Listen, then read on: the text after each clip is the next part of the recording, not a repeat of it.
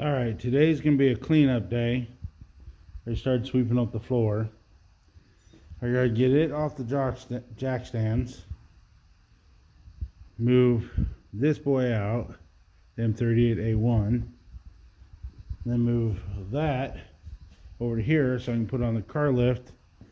Finish the underside of the floor for the driver's side, and weld up that corner and that corner, make a little patch panel and clean those two corners up. Those will be easier to do while it's up in the air. And I want to weld the underside of this floor patch panel I put in. Probably doesn't need it, but I think it'll be better off. Then I can grind it, sand it, and paint it. I'm also going to seal the seams on it with urethane sealer. So that's the goal at the moment. Clean up, move here to here. Probably put this back out front underneath its other carport. And I might bring the Comanche in, but I probably won't. Anyways, that's where I'm at the moment. I still got to go buy some body filler and check my other supplies and see what else I need to buy. So let's start there. Well, it's definitely hard moving this thing all by my lonesome. But it's the first time it poked itself out of the garage in a little bit. This thing was out over Thanksgiving-ish. I said I got more work to do on this side and finish up this back side. So I think as soon as I'm done moving her out and putting her on the car lift, I'm going to go hit the store and pick up some body filler so I can start working on that. Well, I may not. I may go ahead and cut these metal pieces out first and weld those in and then do it all in one shot. But that's where I'm at the moment. Basically taking a break from pushing the stupid thing around. I was thinking about, finishing up the tank. I have the tank, or what else? I have the fuel pump and the carburetor all rebuilt in that box. So I could do that. But if you notice that little corner section right here still needs a bit of cleaning up. So why put the tank in if I gotta take it back out? And then if you notice, all that wiring needs to be gone through. I have the whole M151A2 wiring harness.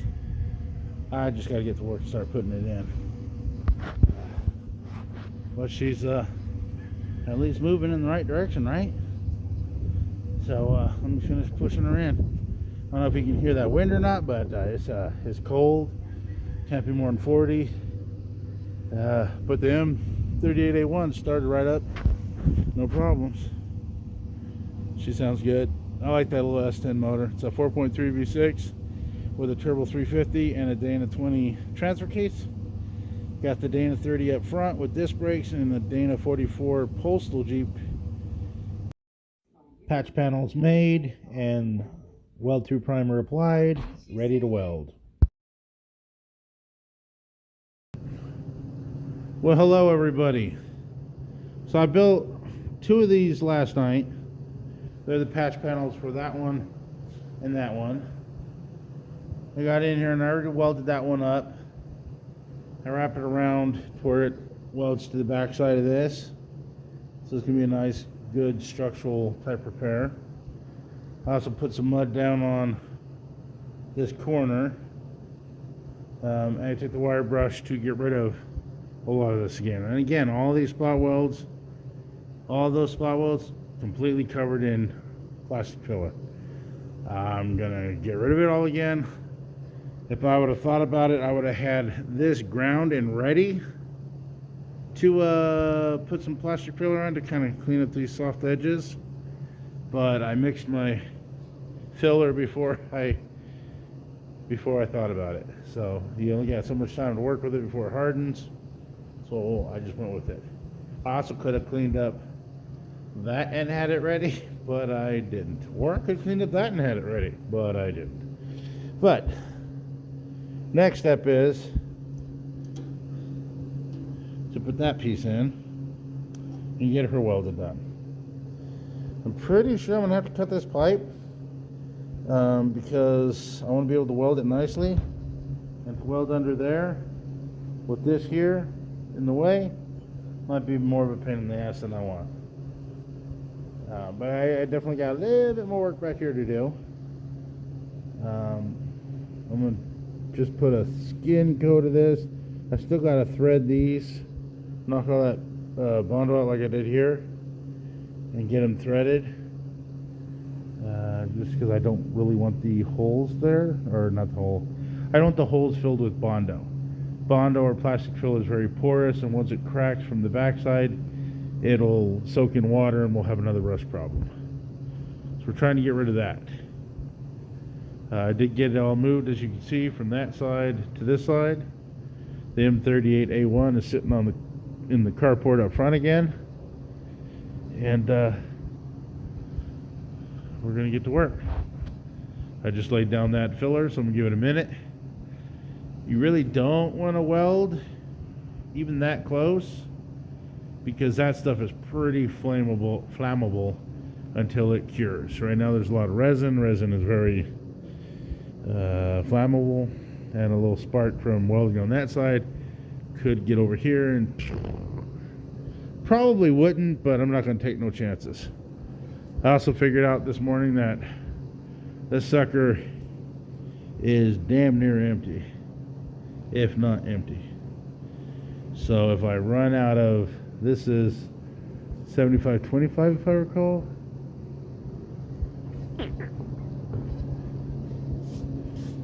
Yep, 75-25.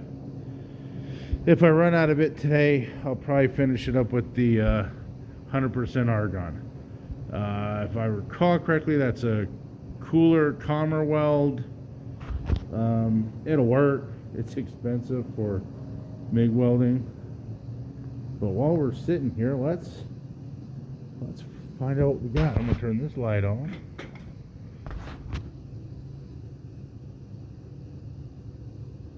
She ain't all that full either. Normally I think it's around 1500 when you get it new. I could be wrong. You know what? These all have date codes, and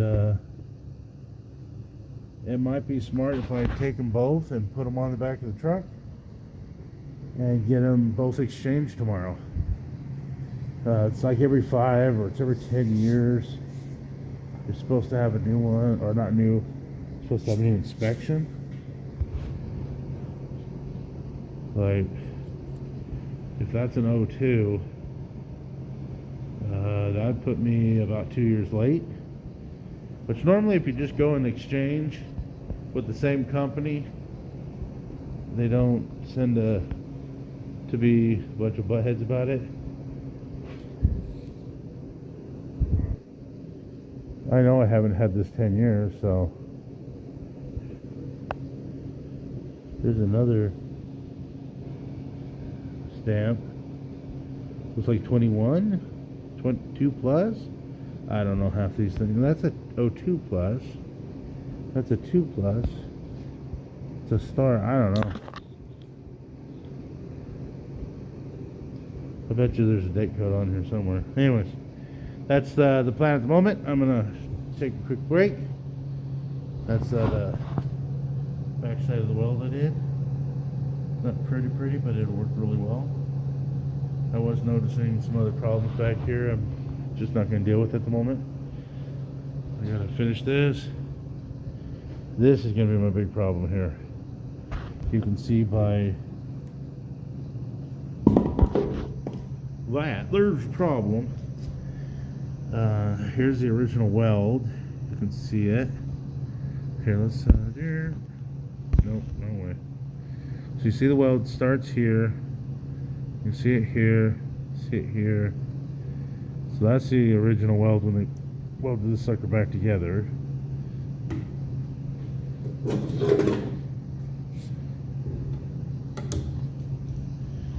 So once again, I'll wire brush from, I'm going to start here. So I'm going to wire brush from here all the way back and see what's underneath it. It's about the only way to do it. I'm hoping it's like the other side where it's the shit ton of Bondo for no reason. We know we're going to have to fix all this. This looks like almost a crack. I may have to build this whole little panel with the metal shaper. But this looks about a ½ inch thick. This thing's gonna weigh like 1,000 pounds lighter. Anyways, let's get to it. I did some finish work using 180 and 220 grit sandpaper. Got this side looking nice. Finished welding back here. I used masking tape in order to create a line in the body filler to make sure it looks more original. We'll see how it all turns out in the end. Alright, we have done some work today. We got that mostly done. I'm pretty sure I'm going to leave these untouched by Bondo. We'll see. I'm not sure yet. Like I said, pretty sure. This came out nice. I got all these tapped and threaded. They're quarter 28. I don't know what they're for. I know what this one's for. This one's for, it should have 4 holes, but they welded up the hole. That's where the trailer plug receptacle goes. I'm not going to worry about that just because it's missing those 2. They welded that up, so I'm just going to ignore it. I welded up the 2 holes that were here. One here and one right there-ish. Because I don't know what those are for. I got all, this corner's all done. We did this whole side before, so now we're just finishing up this. I would and almost kind of want to fix these holes, because I know there's, some of them are wrong. Some of them. The exhaust. The forwarding exhaust bracket bolts up to here, and I think they drilled it wrong the first time. At any rate, it bolts, I think it was these 2, and then it goes like, I don't know, like I said, that's exactly why I'm not welding them. I don't know which ones I need. But I'm happy with the way this is looking. I'm gonna wait for this body filler to dry. It's really odd. It's the same. I think it's the same part number. Actually, this doesn't have a number like the other one. This says 0911. The one I was using is 0921. Both the same manufacturer, but the color difference. This is like a yellow, and you add the blue hardener, and it turns it almost to like a mustard orange. It's getting hard, so it's working. It's doing its job, but it's definitely not the same. The hardeners look identical, so I don't know. Whatever. I have never had that not be a problem. They always seem to be different colored resins or whatever. I put tape here, which you'll see on some of these other pictures, so I can make sure I get that width, because it was pretty mangled down here. I straightened it, I welded it, but it's definitely not perfect. But I wanted to make sure there was a body line so it resembles the whole thing all the way up. This I fixed already once before. My hardener was getting, my body filler was getting too hard, so I didn't have time to lay on this.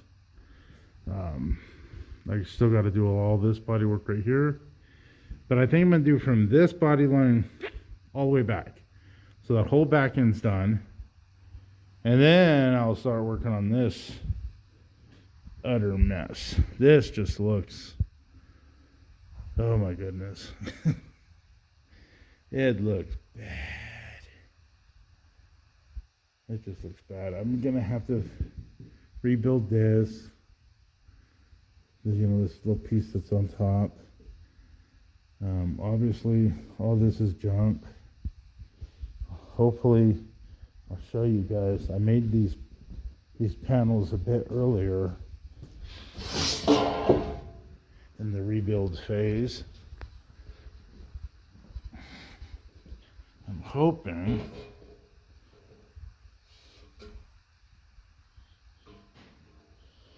I'm doubting it now that I'm looking at it, but I was hoping that it would be kind of okay from here over, because I think this was as wide as I can get it in my bender, which means I'd have to weld two of these together, which I got a whole other sheet over there. I could do it. It's just it would be kind of wavy. But I'll know more about that when I take the wire brush to it and get rid of all this heavy Bondo. It's just bad. I don't know what they were doing with this thing. They must have been jumping it, or I don't know. I've heard different things, like they would use forklifts and just pick these things up with forklifts. I don't know, whatever. It'll be what it'll be. But I'm all happy with in here. I gotta wire brush some of this. Let me see if I can turn some light on for you. Nope, it says not allowed. Oh, when you're using wide. So let's go narrow and then turn it on. There we go. I gotta wire brush this up. I actually think I'm gonna take the sandblaster to it. Clean it all up real nicely. That's that new patch panel. Get it as clean as I can, and then paint it, rubberize it, undercoat it. But yeah, so we're making progress. This is just a lot of sand. I got all the welding done. I'm gonna sand it, polish, or not polish it. Sand it, block it, sand it, block it. Then put some weld through primer on it. Not weld through primer. Oh, I'm tired, ain't I? Fill primer, self-etching primer, and then some fill primer. But the red oxide stuff works really well. It's going on the bare metal nicely, and when you go to sand to feather, I don't know how well you can see that, but it's feather edging really nicely. It's adhering very well. So I'm not at all worried about using it. I got a lot more to do. So I'll get to it. Thanks again, guys. Like, share, comment. Let me know what you think. This is my mess I got to clean up again. But yeah, got to fill up some propane. Jiminy Christmas, I am tired. I got to fill up some CO2 tanks. I think I'm going to go ahead and take that argon tank, since it's probably a little bit less than a third left. I don't know, that's probably a couple $100. I'll probably let that one slide and just take this argon CO2 tomorrow. I'll take it to work and get it filled, which means I got to bring the big black dog, bring him in the garage so I can open up the gate. All right, guys, have a good one. Have a good weekend. See ya. Ideally, you don't want to work with oils,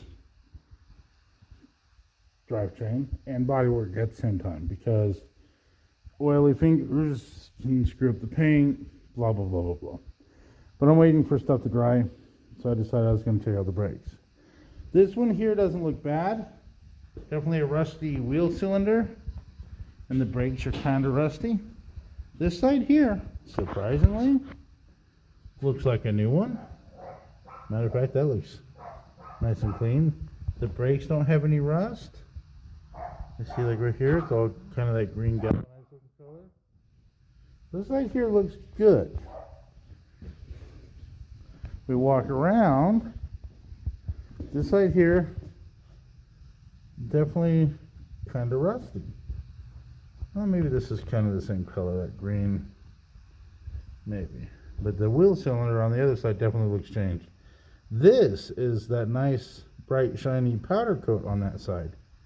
This side here is rusty. It's kind of interesting, isn't it? This side here, I haven't got off yet.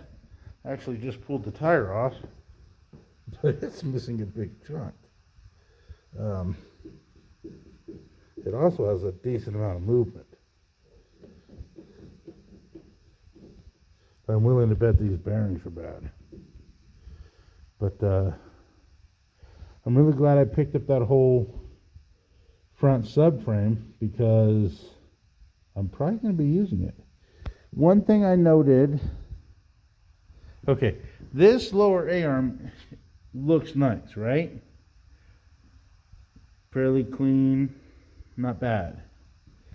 This A-arm, kind of dirty, kind of rusty, black, and it was one that was cut and re-welded together. So somewhere down the line, matter of fact, check that out. No, that rubber's kind of shit too. Both of the rubbers don't look good. Well, anyways. So yeah, so this A-arm's nice compared to the other side.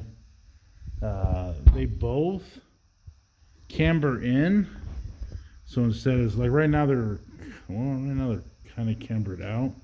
But when there's weight on it, the top end is pushed in this way a little bit. So the tire's sitting at like a slant, if that makes sense. It's not vertical, it's tilted. Now it might be the bad bearing I'm feeling. It might be the springs are kind of wore out. But yeah, I'm glad I got extra parts. Because I'm definitely going to put the other A-arm in when it's not welded together. I'm just debating if I want to like drop this whole front subframe and just bolt that other one on. Just boom, done. I don't know. Any thoughts on that, people? I mean, the shocks are junk. I know there's 8 bolts, probably something right here will need to be changed out or switch taken out. I would call that an idler arm for the steering. I don't know what anyone else calls it. But yeah, that's kind of weird. So those are your weights, right? Keep it spinning nice, balanced. But they obviously offset by the amount of cast iron that's missing. So I'm going to spray each one of these with some PB Blaster along with that. And try to get these front ones off so I can see what's going on. Go from there. Like, subscribe, and comment.